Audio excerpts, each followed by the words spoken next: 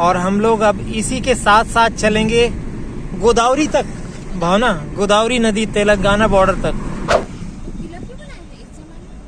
और यहाँ के शासक जो बुलंद शाह थे, उन्होंने ही नागपुर में नाग नदी के किनारे 12 बस्तियों को मिलाकर 1702 में नागपुर शहर की स्थापना की थी।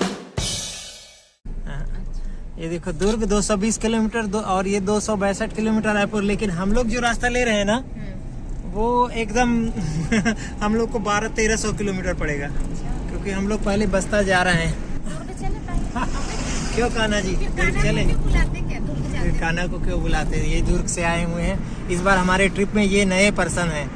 और अभिनव भी जाने वाला था, लेकिन अभिनव बेटा हमारा जाने वाला था, 2 का प्लान था, लेकिन ये भतीजा आ गया। तो दोस्तों, इस नए वीडियो में फिर से स्वागत है। हम जा रहे हैं अब गढ़चिरौली। पिछला वीडियो आपने रामटेक का देखा होगा। हम लोग जो भोपाल से भोपालपट्टनम निकले हैं, यानी बस्तर का टूर है हमारा वो देखने जा रहे हैं कि कहाँ भोपाल में राजधानी थी और कहाँ कैसे जो है तेलंगाना की सीमा, मतलब आंध्र प्रदेश की, पुरानी आंध्र प्रदेश की सीमा में मध्य प्रदेश का स्टेट लगता था भोपालपट्टनम। हम लोग वहाँ जा रहे हैं। तो हम बहुत देर से निकले नहीं थे, लेकिन ठंड का मौसम है। अभी खाना वाना खा के यहाँ से निकले हैं और आज रात हम गढ़चिरौली में एक और अच्छी जगह जाएंगे, लेकिन बीच में कुछ और आपको कहानियाँ बताएंगे दोस्तों। तो ये बोरी गांव है और ये इस तरफ देखिए अच्छी खेती है। चना है क्या? मिर्ची? वहाँ धान की भी खेती थी, सब्जी की भी खेती। ये भंडारा के आसपास बहुत बढ़िया खेती हो रही है। तुअर की दाल की, मिर्ची की, तुअर। ये तुअर, महाराष्ट्र का तुअर फेमस है ना भावना?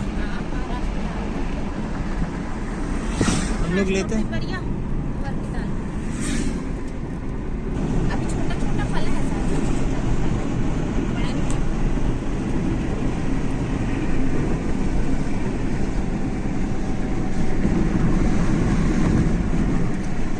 ब्राह्मणी बड़े गांव, या अक्सर बड़े को बड़े बोला जाता है, बड़ा।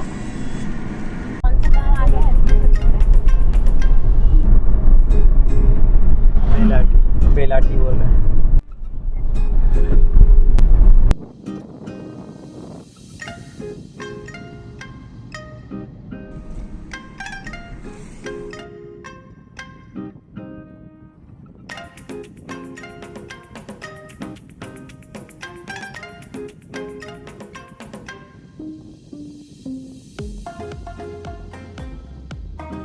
कौन सी नदी भावना? आपको बताया था ना पहले, ये है वेदगंगा नदी, जो हमारे मध्य प्रदेश सिवनी के 11 किलोमीटर दूर एक तालाब से निकल के आती है। और हम लोग अब इसी के साथ साथ चलेंगे गोदावरी तक, भावना गोदावरी नदी तेलंगाना बॉर्डर तक।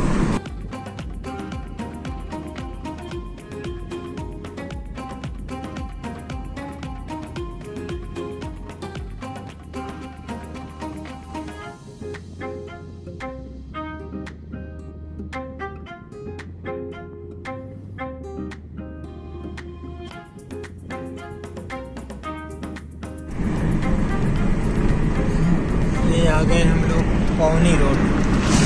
भंडारा जैसे ही हम लोग आए, रामटेक से निकले थे, तो हमें बीच में मिला ग्रेट ईस्टर्न हाईवे, जो मुंबई से नागपुर के कोलकाता के बीच चलती है और वही रायपुर और दुर्ग जाती है। हमारा छत्तीसगढ़ के बीच से निकलता है। तो हमने वो रोड अंडरब्रिज से क्रॉस करके वो रास्ता हमने छोड़ दिया। अब हम गढ़चिरौली की ओर बढ़ गए।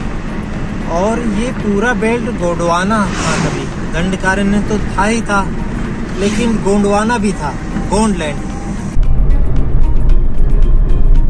तो दोस्तों एक बार फिर नमस्कार। हमने वीडियो तो रामटेक से शुरू कर दिया था और विदर्भ में हम घूम रहे हैं। रामटेक महाराष्ट्र से निकले थे, पिछले वीडियो में आपने देखा होगा। और ये विदर्भ का हमने भंडारा वाला रास्ता लिया है गढ़चिरौली तरफ जाने के लिए। सीधे नागपुर से नहीं गए, तो अभी भंडारा से निकले। वेनगंगा नदी आपने देखा। और ये दंडकारण्य का क्षेत्र तो है ही, आदिवासी क्षेत्र भी है। यहाँ गोंड जाति की बहुलता, ये गोंदिया भंडारा का जो ये मध्य छत्तीसगढ़ सीमावर्ती इलाका है, वहाँ गोंड जाति है। ज़्यादातर जो आदिवासी जनजाति है उसमें, और आगे गढ़चिरौली और फिर उसके बाद बस्तर। दोस्तों, ये आदिवासी इलाका उस गोंडवाना क्षेत्र मध्य भारत का एक ऐतिहासिक और भौगोलिक क्षेत्र है जिसमें मुख्य रूप से छत्तीसगढ़, मध्य प्रदेश, महाराष्ट्र, तेलंगाना और आंध्र प्रदेश के हिस्से शामिल है। यह उन गोंड जनजातियों द्वारा बसाया गया था। द्रविड़ भाषी लोगों का एक प्रमुख समूह है। गोंडवाना शब्द का प्रयोग प्राचीन महाद्वीप के लिए भी होता था, जिसका नाम इसी क्षेत्र के नाम पर रखा गया था। हालांकि उसका विस्तार नर्मदा से दक्षिण अफ्रीका तक, आप सोचिए, एक किनारा यहाँ और एक किनारा दक्षिण अफ्रीका तक, पूरा गोंडवाना गोंडलैंड कहलाता था। 15वीं सदी में राजा संग्राम शाह मरावी नाम के गोंड राजा हुए। संग्राम शाह मरावी गोंड वंश के सर्वाधिक शक्तिशाली एवं प्रतापी राजा थे। संग्राम शाह ने एक छोटी सी जागीर के स्वामित्व से आरंभ करके अपने रण कौशल से 52 गढ़ों पर अपना आधिपत्य स्थापित कर लिया। 52 गढ़ों को स्थापित किए जाने के कारण उन्हें 52 गढ़ाधिपति की उपाधि प्राप्त थी।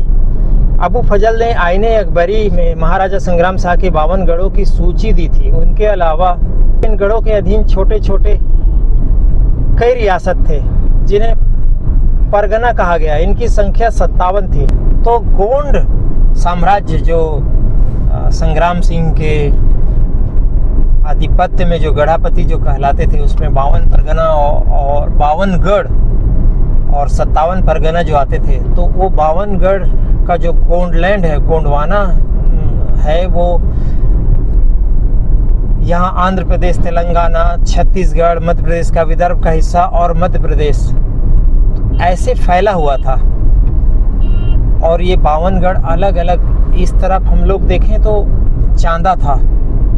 दोस्तों, वैसे तो स्थानीय गोंडवाना गोंड समुदाय के लोग इसे उसी गोंडवाना साम्राज्य का हिस्सा मानते हैं, लेकिन संग्राम शाह के तत्कालीन साम्राज्य के 52 गढ़ और 57 परगनाओं में वर्तमान विदर्भ क्षेत्र में एक पीपागढ़ इस नाम के गढ़ का उल्लेख मिलता है। वहीं 57 में से 4 प्राचीन परगना की जानकारी इस क्षेत्र में मिलती है, जिसमें गोंदिया जिले में रानगढ़ या रावणवाड़ी, भंडारा जिले में काकोड़ी और चीचगढ़, और अमरावती का गौविलगढ़, जिसे गवली यादवों का किला भी कहा जाता है। विदर्भ में कोई एक आदिवासी जिला नहीं है, जैसे छत्तीसगढ़ में है ना, बस्तर है आदिवासी जिला है, कांकेर है, दंतेवाड़ा है, बीजापुर है। लेकिन विदर्भ में ऐसा कोई डेलिबरेटली आदिवासी जिला नहीं है, बल्कि कई जिले हैं जिनमें बड़ी आदिवासी लोगों की आबादी है। इनमें गढ़चिरौली, चंद्रपुर, यवतमाल, गोंदिया और अमरावती प्रमुख है, जिनमें गढ़चिरौली में आदिवासी आबादी का प्रतिशत सबसे अधिक है। गढ़चिरौली यहाँ से लगभग 140 किलोमीटर दूर है, जहाँ हम पहुँचे हैं। लेकिन गढ़ कौन सा है, परगना कौन सा है, उस कहानी में आप जाएंगे तो कंफ्यूज जाएंगे, गिन नहीं पाएंगे। लेकिन पौनी एक प्रमुख केंद्र था, गोंड साम्राज्य जिसका संबंध देवगढ़ से था, उसका एक हिस्सा था और अहम हिस्सा था। और अहम क्यों था? क्योंकि नागपुर के शासक आगे पौनी जो आएगा वहाँ के भी शासक थे। तो हम इस वीडियो में बस पौनी पहुँचने वाले हैं।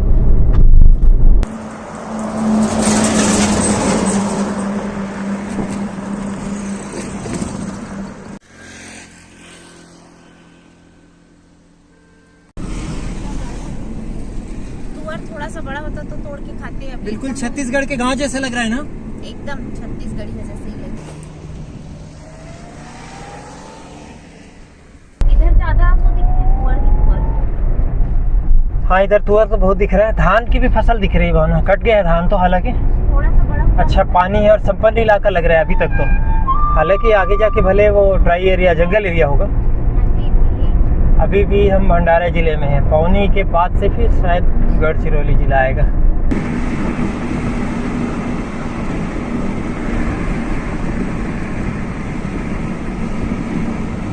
और ये चना है कि छोटा-छोटा खेत में गेहूँ होगा। देखो ये पेरा भी तो जा रहा है ट्रैक्टर। पेरा नहीं है भावना, धान है शायद ये। इसलिए तो और धान भी होता है ना, इसलिए छत्तीसगढ़ जैसे लगता है।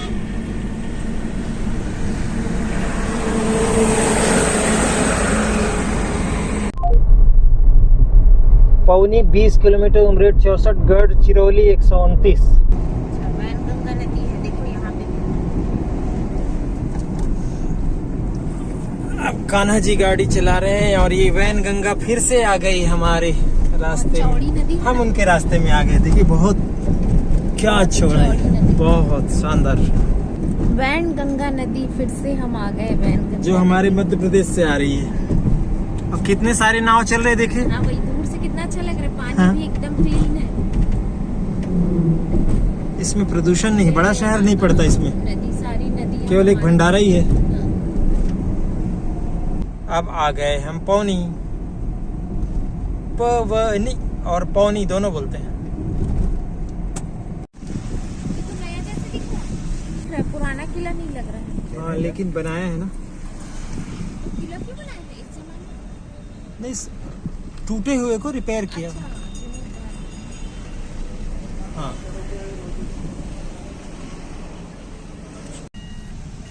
ठीक है किला। बस ऐसे रोक देंगे। पुराने शहर तो ऐसे ही होते हैं।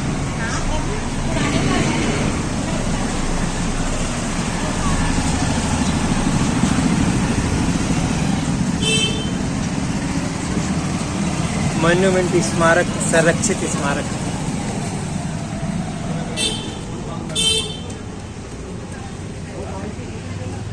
बिल्कुल बस्ती में है ना। शहर के अंदर रोड में जीर्णोद्धार हो रहा है। दोस्तों प्राचीन इतिहास में पवन राजा का जिक्र है, जो पवनी के राजा थे और उन्हीं के नाम से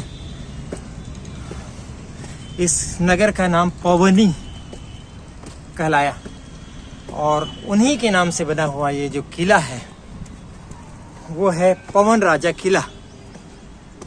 हालांकि कुछ ही हिस्से इसके बाकी है, टाइम टाइम पे इसका रिस्टोरेशन होते रहता है। अभी भी रिस्टोरेशन चल रहा है। ये चूने वाला गारा बन रहा है भावना, देखिए। जब पुरातत्व वाले करते हैं ना तो उसी तरीके से करते हैं। ये चूना और क्या रहता है इसमें? चूना है, मिट्टी भी है, सीमेंट उपयोग नहीं करते हैं। तो ये ज्यादा मजबूत रहता है। हाँ, इसीलिए तो किले की दीवारें देखो ना अभी भी कैसे। तो हम लोग घर भी तो बना सकते हैं इस गारा से। ये बड़े पत्थर जोड़ने के लिए अब पत्थर का सिस्टम ही नहीं है ना। पौनी से वाकाटक राजा प्रवर सेन द्वितीय का एक ताम्रप्रत शिलालेख भी मिला है, जिससे पता चलता है कि यह क्षेत्र उनके शासनकाल के दौरान महत्वपूर्ण था। यहाँ सम्राट अशोक, उनकी बहन संघमित्रा से लेकर अशोक के पुत्र राहुल के आगमन का भी उल्लेख मिलता है। इसलिए शायद यहाँ कई बौद्ध स्थल आसपास बड़े स्मारकों के रूप में भी पहचाने जाते हैं। बुलंद शाह, जिनका शासनकाल 1686 से 1706 कहलाता है, एक पराक्रमी गोंड शासक ने पौनी, डोंगरताल, सिवनी और कटंगी पर विजय पाने का इतिहास भी मिलता है। पौनी में न केवल ऐतिहासिक किला बल्कि वैनगंगा के घाट, बाग, बगीचे और ये बाल समुद्र झील, इसके प्राचीन किले, सुंदर नदी और पूजनीय मंदिरों का मिश्रण इसे महाराष्ट्र का एक छिपा हुआ रत्न यानी हिडन जेम बनाता है, जो यात्रियों के एक्सप्लोर करने के लिए एक बहुत ही अच्छी जगह है। मन में एहसास और यादें संजो कर ले जाने लायक है। हालांकि रामटेक जहां हम पहले गए थे उसको भी विदर्भ का काशी कहा जाता है, लेकिन यहाँ भी बहुत सारे मंदिर है। हालांकि हम वो मंदिर नहीं जा पाएंगे, थोड़ा अंदर है वैनगंगा की तरफ, लेकिन इसे भी मंदिरों की संख्या के कारण विदर्भ का काशी कहा जाता है।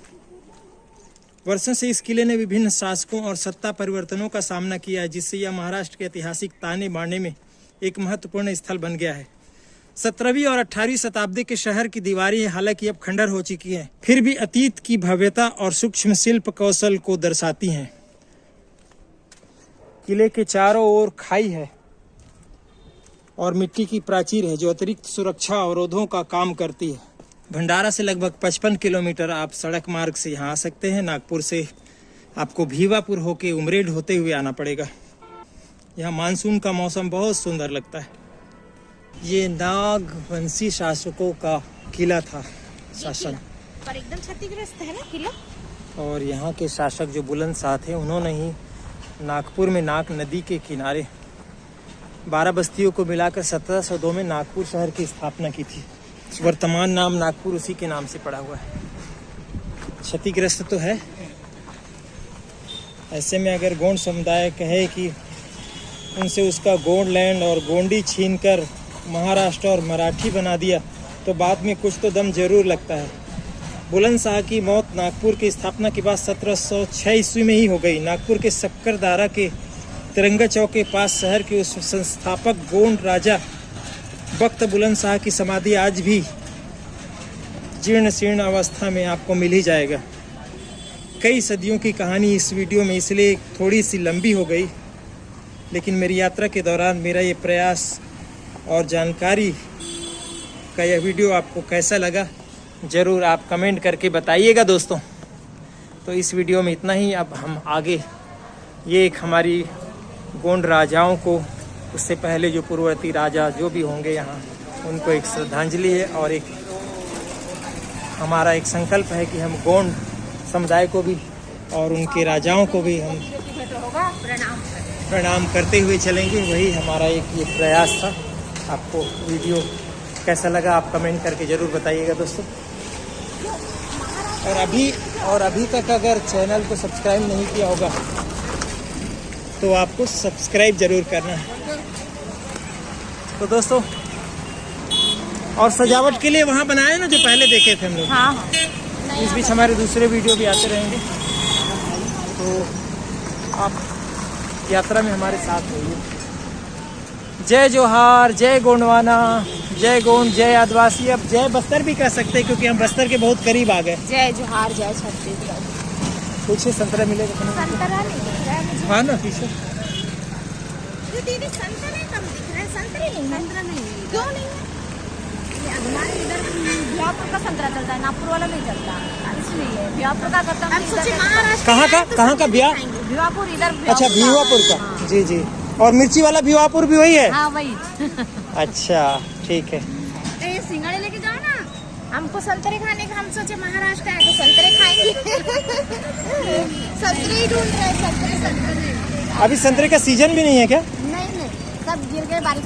अच्छा, बारिश आई थी ना इस साल ज्यादा।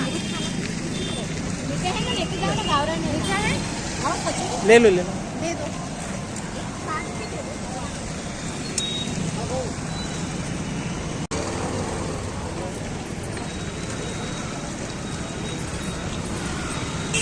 तो ऑरेंज लैंड में हम लोग अमरूद खा रहे हैं।